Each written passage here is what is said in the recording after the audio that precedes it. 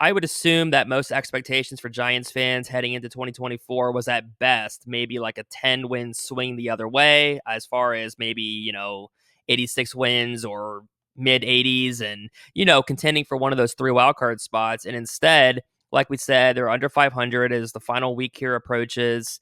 And it's just more or less the same, I guess, right? As far as the Giants and underachieving or just being a meh team. So, what has been your takeaway from the 2024 season? Yeah, I mean, I have a lot of thoughts about this, but definitely running in place is the phrase I use a lot when talking about this Giants team because it's the third straight year in which they really had some type of playoff expectation and they just really disappointed for one reason or another.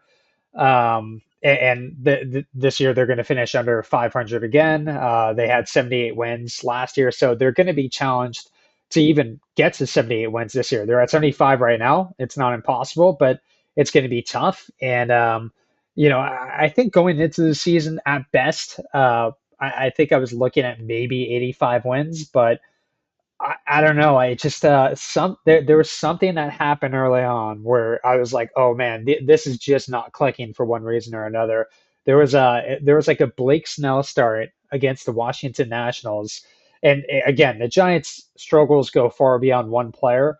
And this is not to say Blake Snell was a part of it, but there was like a Blake Snell start early in the year where against the Nationals, where I'm like, he's going to mow this team down. I mean, this is a team that strikes out a lot. It's a young team, and he ended up struggling through like two or three innings before getting pulled and losing to the Nationals because the Nationals, for one reason or another, they play well against the Giants. They have for the past couple of years, despite being a rebuilding team.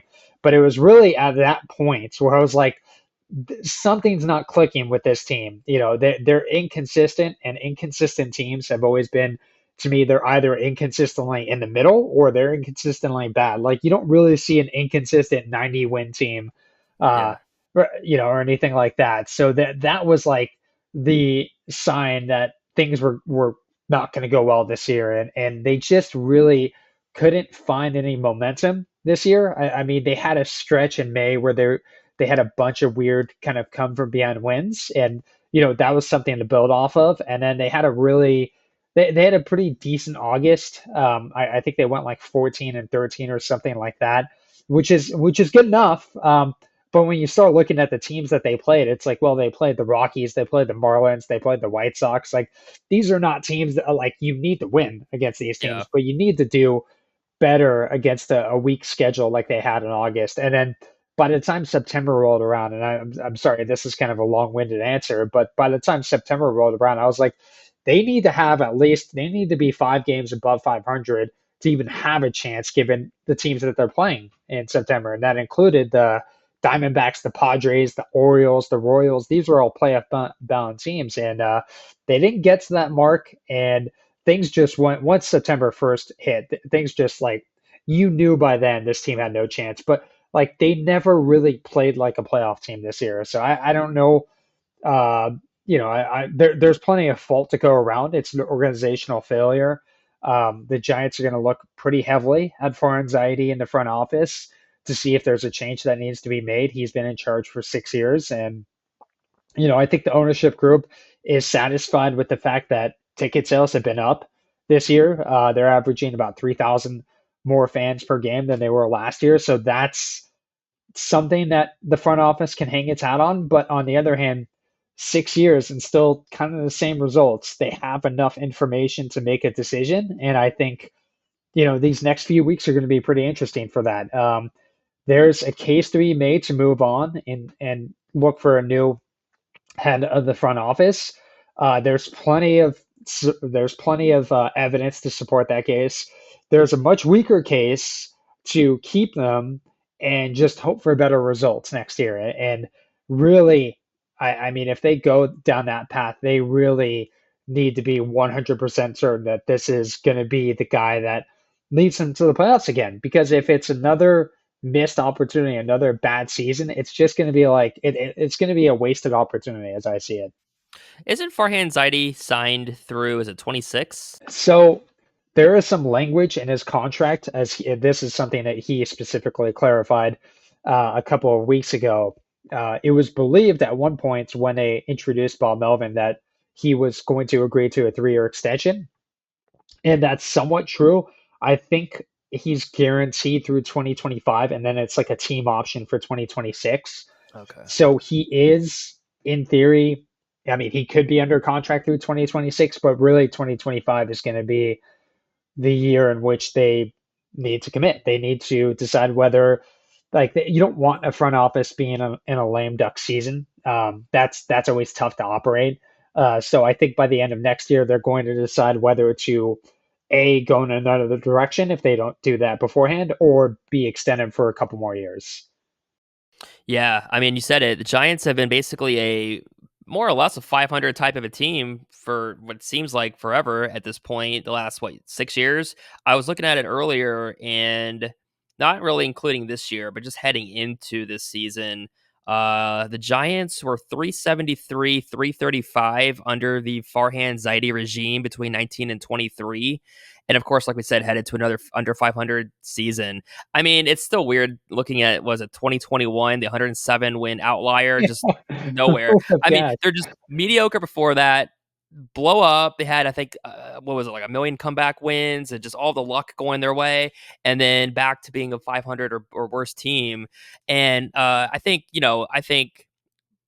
probably in addition, at least, to Zaidi. We were looking at Gabe Kapler, and it was kind of hard to maybe judge at times how good or bad he was based on the roster or the team and blah blah blah. And their general manager Pete Patella, so he's been there since 2023. So I mean, what's the vibe on him specifically? I know Zaidi's the guy we hear about. It seems like, or at least Yeah. nationally, you hear his name. If Farhan Zaidi were to, let's say he was let go at the end of the year, is Pete Patella in danger because a new president of baseball ops might want his own guy anyway? How much control, I guess, does Pete Patella have as the GM as far as the moves? And he's only been there since last 2023. But what's his future? What's the outlook on him right now?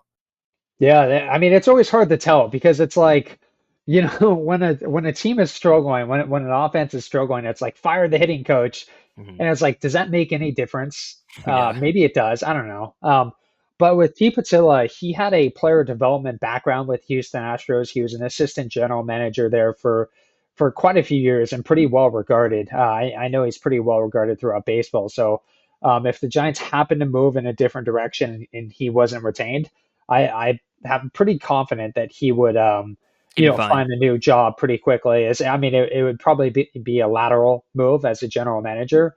But there's been some positives on the player development side over the past couple of years with him in charge, especially on the pitching side. It hasn't really, it hasn't materialized to the major league roster yet. But when you look at the minors, there's certainly been, some guys who have benefited, and it's always hard to tell, like, are they benefiting naturally, or is there something that Pete Patilla is like feeding them? Is he feeding them information to aid their development? I think there's the hope and belief that that's happening with some guys. I mean, you look at a guy like Bryce Eldridge, who was a first round pick last year, and he's already in AAA despite being 19 years old. So is that a function of just the raw talent that he has, or is it a function of something that Pete Patilla has, aided with? It's always hard to tell, but he's been in baseball for a long time despite being relatively young.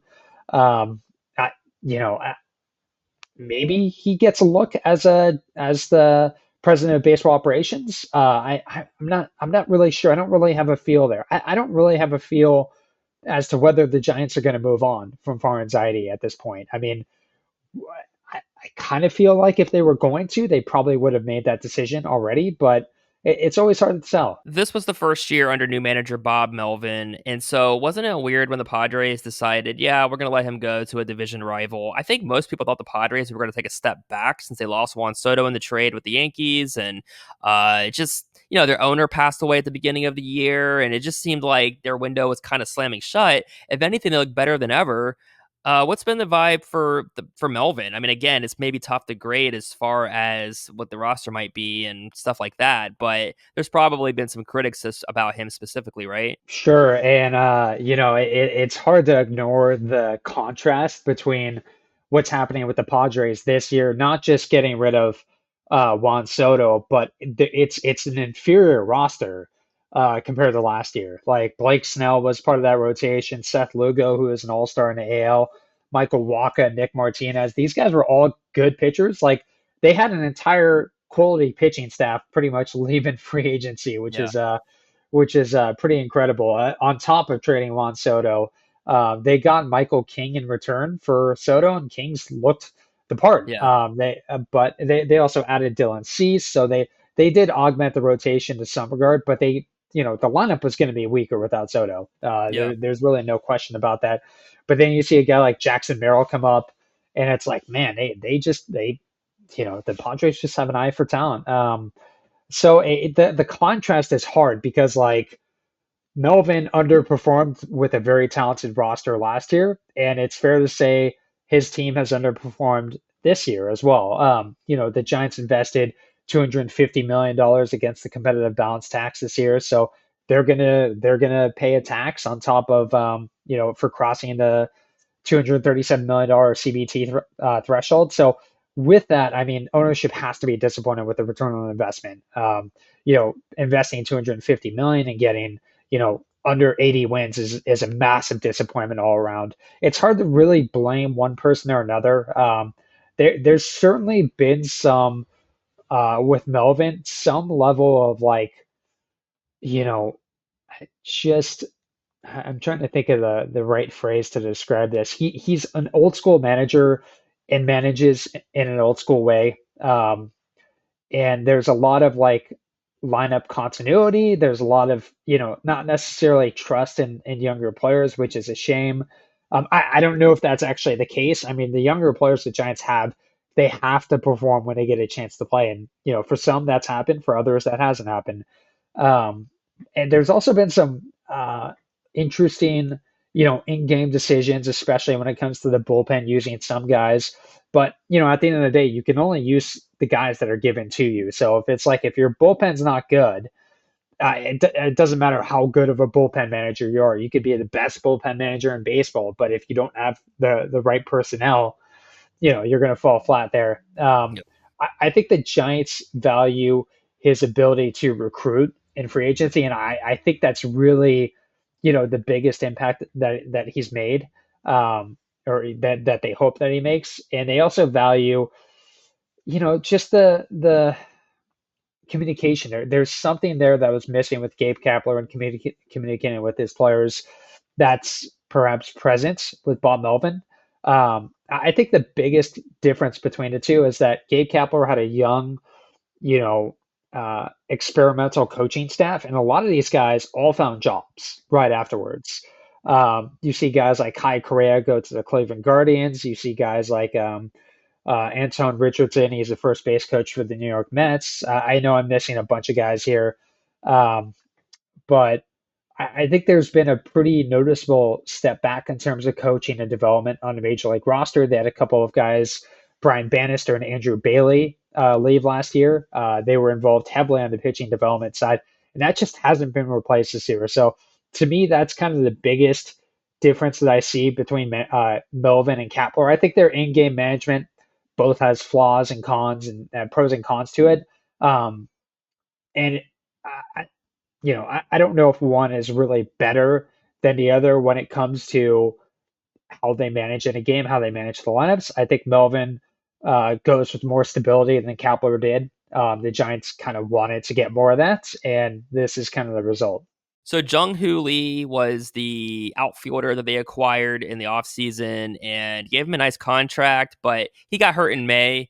So I think there were questions anyway as to kind of what he was going to be able to do offensively in the majors in that ballpark in San Francisco. And what did you see from him, at least in the early going?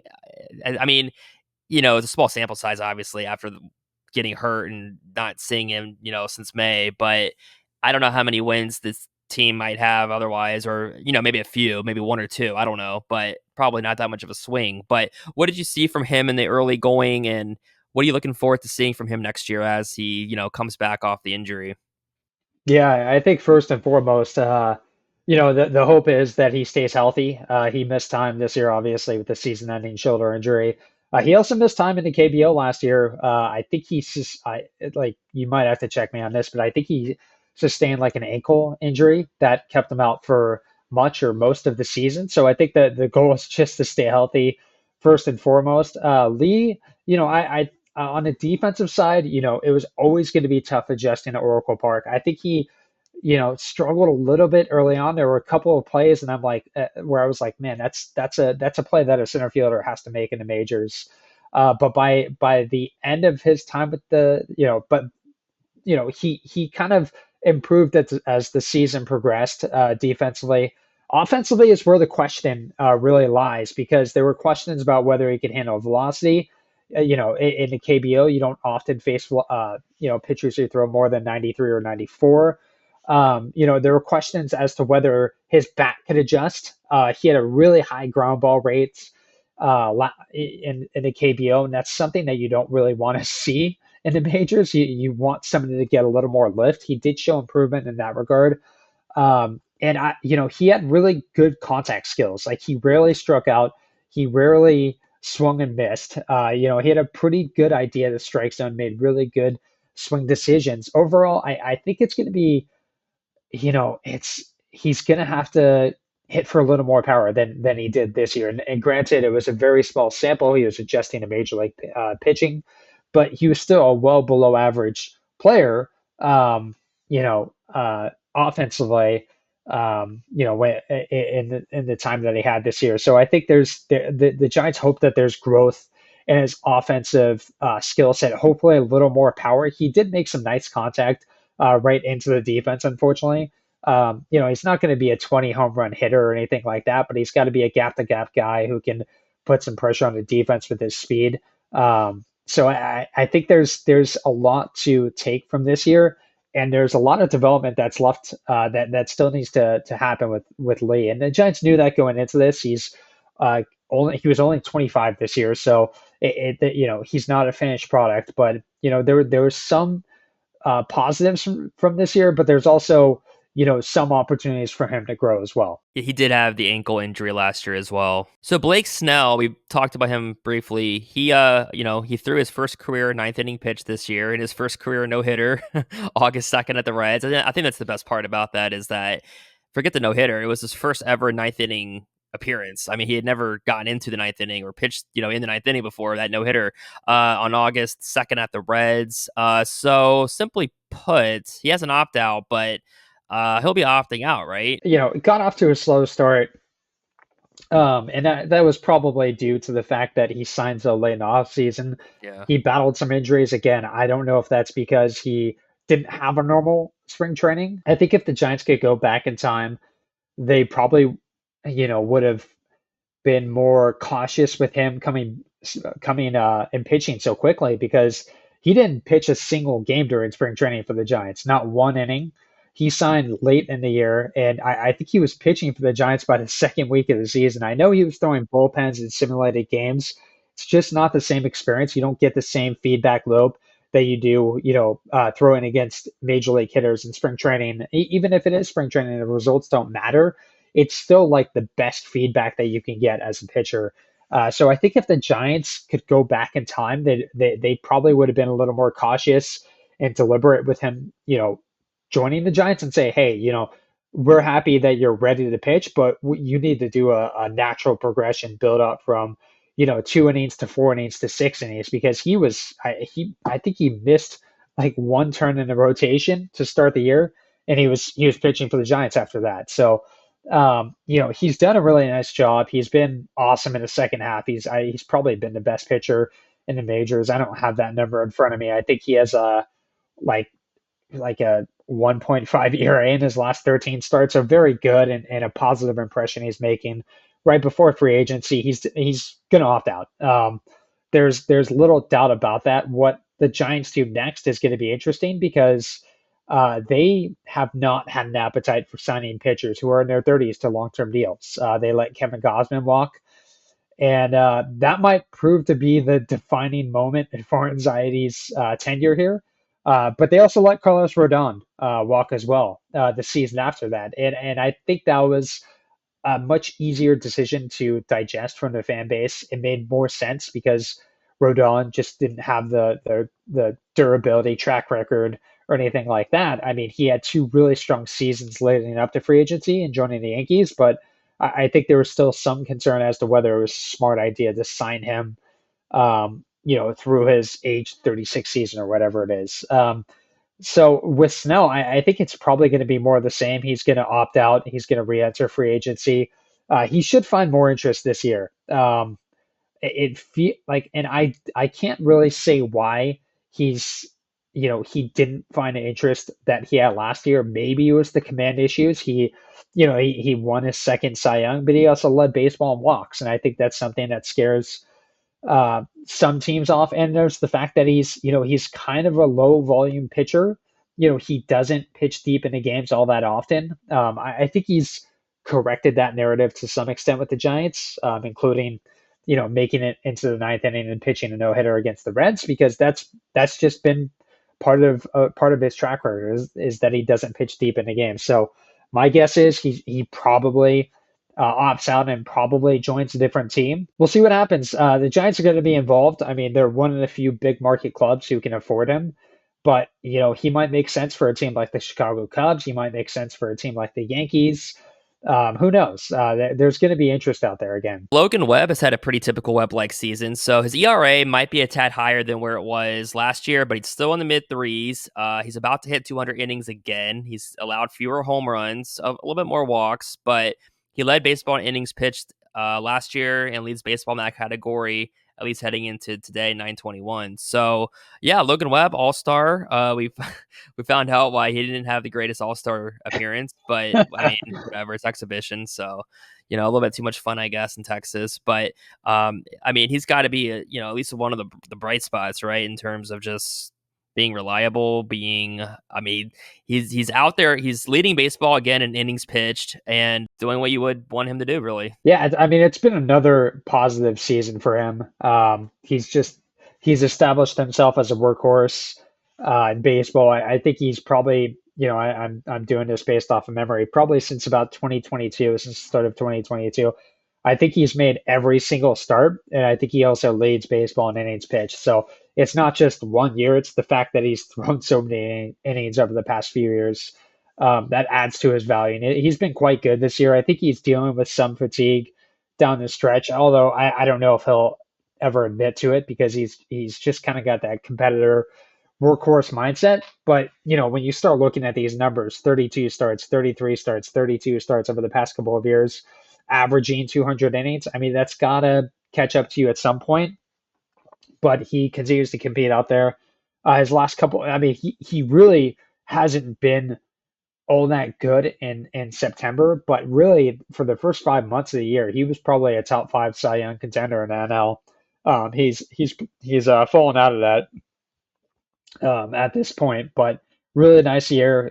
He's very much one of the leaders for the Giants, somebody who's trying to paint uh, a nice picture of San Francisco, because that's just the dynamic that the Giants have to battle with free agents right now. As far as another free agent that I would say the signing has worked out pretty well for them was Matt Chapman, and him and Patrick Bailey are among the league leaders in defensive runs saved. They both have 19 at their position. Bailey, I mean, it looks like according to Baseball Savant, he's basically leading baseball in pitch framing. And you mentioned what was it that he was also Baseball leading in? perspectives, catcher, defensive added. I like that stat because it really tries to combine blocking, framing, and throwing into one number that's like kind of quantifiable. And I mean, it's not like a baseball savant number. It's not like a number that Fangraphs uses, I don't think. But it's just another metric to kind of highlight how good a catcher is. Matt Chapman, and offensively he's been doing pretty I would say pretty decent in that kind of a stadium. I mean, Oracle Park, is we know it's not a hitter's park really, or a home run hitting park. This is a guy who takes really good care of himself. He's one of the more durable players in baseball. He's just a guy who's in the lineup every day and really enjoys that fact, being so damn reliable. His defense has been as advertised. Pretty good chance that he wins a Gold Glove, his fifth, if he wins a Gold Glove this year. So I mean, there isn't a lot to dislike about Matt Chapman. His offense has definitely rebounded a little bit. He's an excellent base runner. He's fast. There was a really good story that was put out after the Chapman extension by Sports Info Solutions, and it was like saying that Chapman's one of the most well-rounded, if not the most well-rounded player in baseball because he just contributes on a daily basis defensively, base running, offensively, and just being available. And there's certainly other guys who you can make a case for that. This is not to say that he's the best player in baseball, but just somebody who has that well-rounded skill set who contributes to winning in a bunch of different ways. So obviously, well-deserved contract. I think the next step is how he and Webb can help kind of build that core going forward because Chapman's going to be under contract for the next 6 years. Webb is under contract for the next few years. You know, how do they build off of that and build something like can Chapman recruit somebody in free agency? I think that's kind of the next step because he's essentially becoming the face of the franchise along with Webb at this point. Yeah, and then Patrick Bailey. I mean, you guys had the Joey Bart experiment, and I think you're all happy with Patrick Bailey now, right? Well, Joey Bart's been hitting the crap out of the ball with Pittsburgh, so there's a That's true. I think Patrick Bailey's the better all-around player. I mean, he's the more valuable catcher, due in large part to his defense, his framing ability. He's an excellent thrower. He's one of the quickest guys out of the crouch. Um, but there's still that missed opportunity with Joey Bart. The Giants really made a mistake calling him up in 2020 because that started his option clock. And the reason they had to trade him is because he was essentially out of options this year, and he started the year on the roster, but there was no role for him. So, obviously it's bittersweet because Bart has found a really good landing spot with the Pirates, and he's proven to look like a foundational player for them. But on a positive note, the Giants have a pretty good catcher with Patrick Bailey, and it was going to be hard for those guys to coexist. I think the part that really hurts um, is that a power hitting catcher like Bart would have netted a huge return on the trade market if he had been able to build up some track record that didn't happen. But if you look at how he's performing now, it's like, man, if you could have traded that guy instead of the guy who was out of options that they pretty much had to move 6 months ago, uh, they would have got a huge return for that because he's pre-arbitration. He's still relatively young. He hits for power. He plays a premium position. You add those things all up. I mean, you could have got a pretty nice return for him. Instead, they got a 2023 eighth round pick for him. So little bit of a disappointment there. It's a good thing that they have Patrick Bailey because it would have been a colossal mistake if they didn't have a replacement in place. Oh yeah. Well, I guess if they didn't have Bailey though, maybe Bart would still be on the team though He might because be.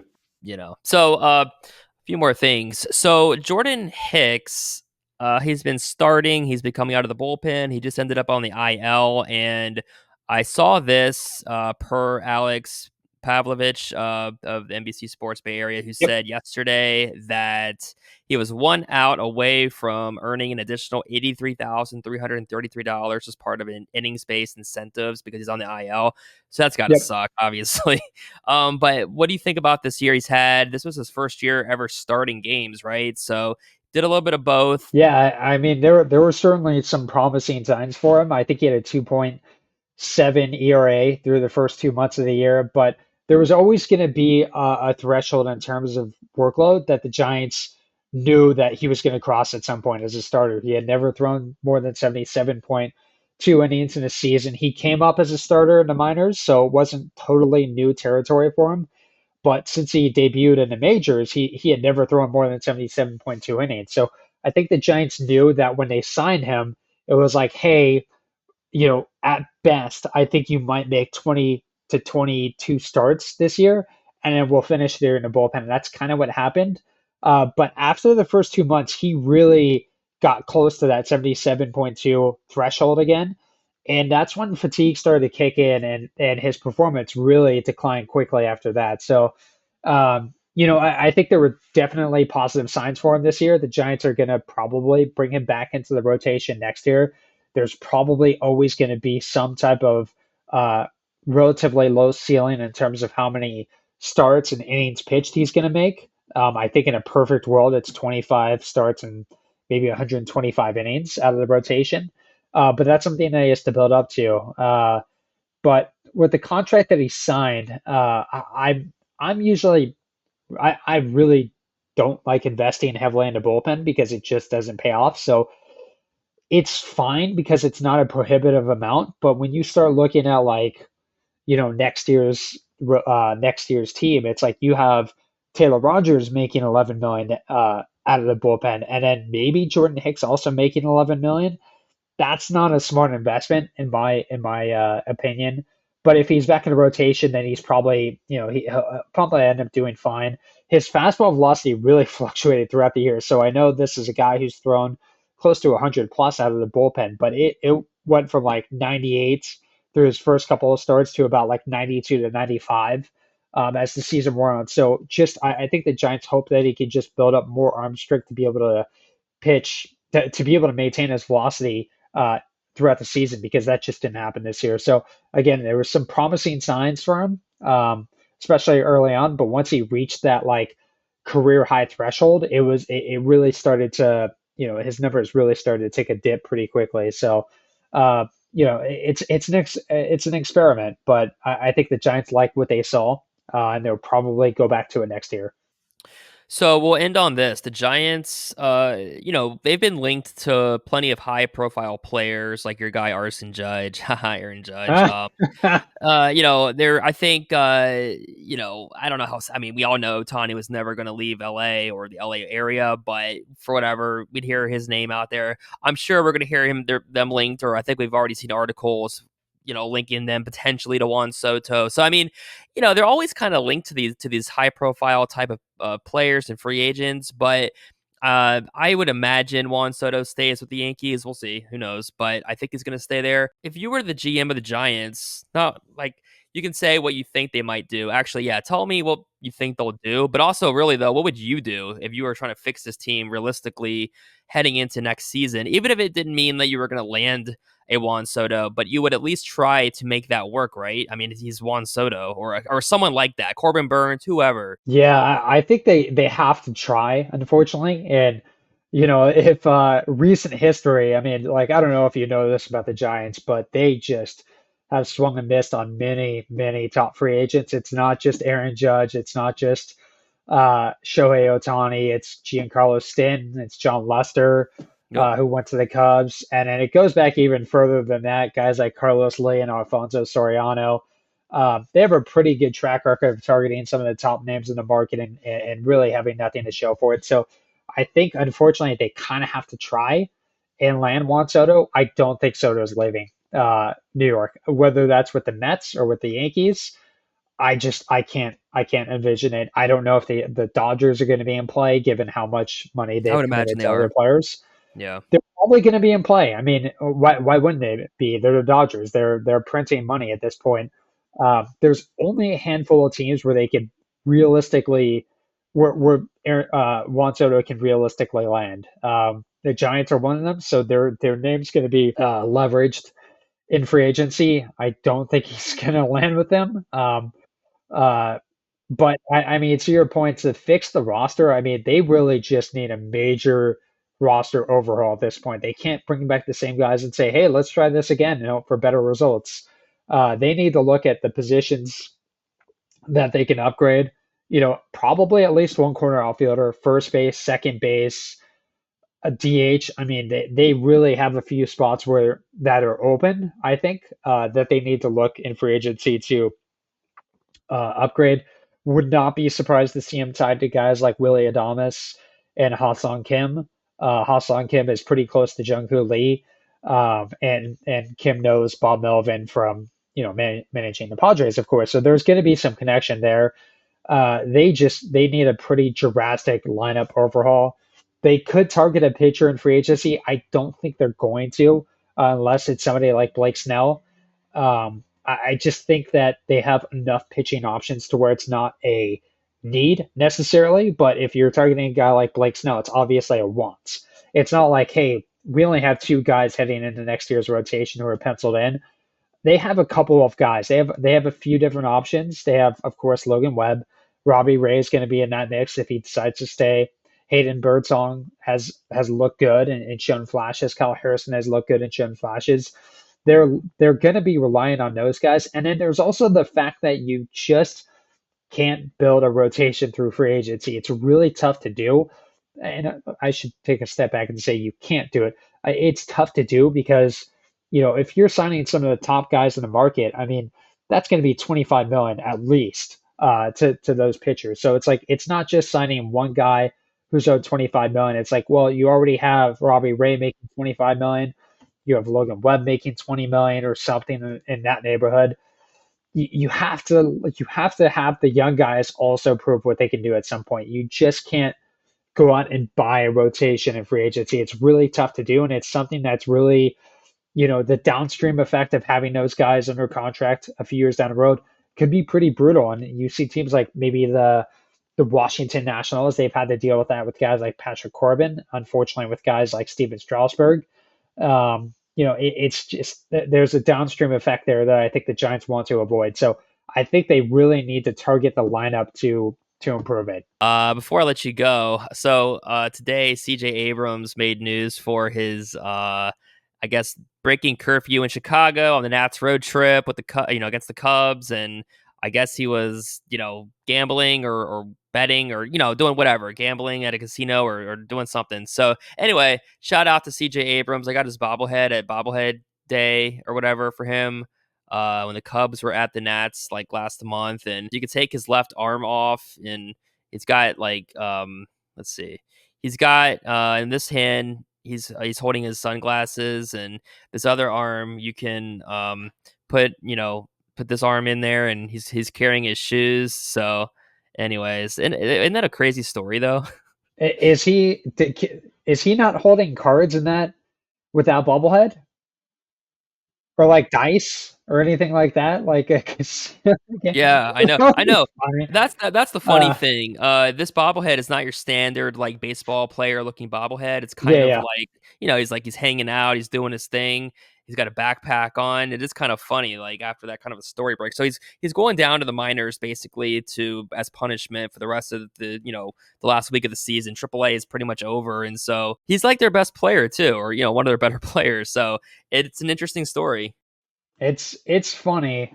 Uh, I mean, I can just say from my experience, it's like I'm not gonna sit here and shame a guy for being out at a casino as a 23-year-old all-star, a guy who's probably gonna make millions of and millions of dollars in his career.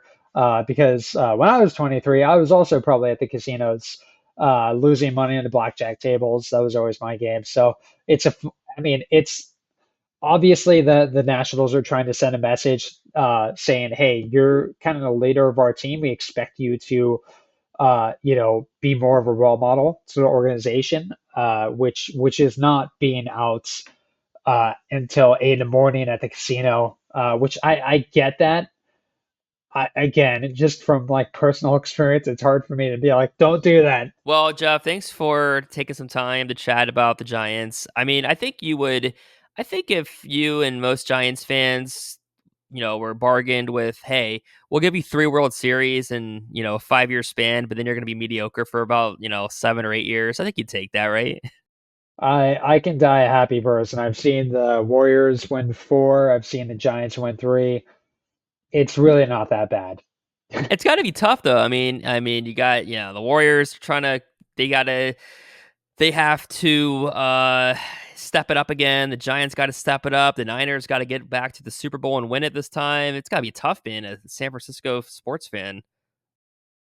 You think so? And of course, like it's been a long time since the Giants were relevant in baseball. I mean, we're talking, they were in the playoffs in 2016. They were really good in 2021, but there's been a lot of lean years in between those. So, it's not something the Giants can really, as an organization, hang their hat on. For the Warriors, I mean, there's still Steph Curry. There's still always that chance. They won a couple of years ago, so it hasn't been that long.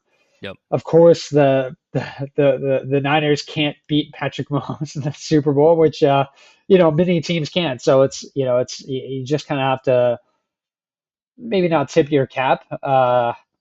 They just need a little more luck to fall in their favor for that to happen. Hopefully, it happens. I mean, it's a shame because they went 5-0 in the Super Bowl in the 80s and 90s. And they've lost three straight Super Bowls since then. Yep. That's tough to digest. So hopefully they can pull it out. But I've seen three World Series. I've seen four NBA World Championships. Again, like I never in my life envisioned that the Warriors were gonna go on this meteoric rise and become a historically great team. Like they were so Yep. bad for the first 15 years of me watching them. They were an afterthought. They were awful. They couldn't draft. No one wanted to play there. They were just, I mean, they were the joke of the NBA. So for them to go from like that to four championships in like 7 years, like I can die a happy person. And to set the record straight, I was definitely being sarcastic when I was like, "Oh, it's gotta be tough being a San Francisco sports fan." But, Yeah. No, but I knew that. I knew that. I know you did. Yeah, I just want to set the record straight. 3,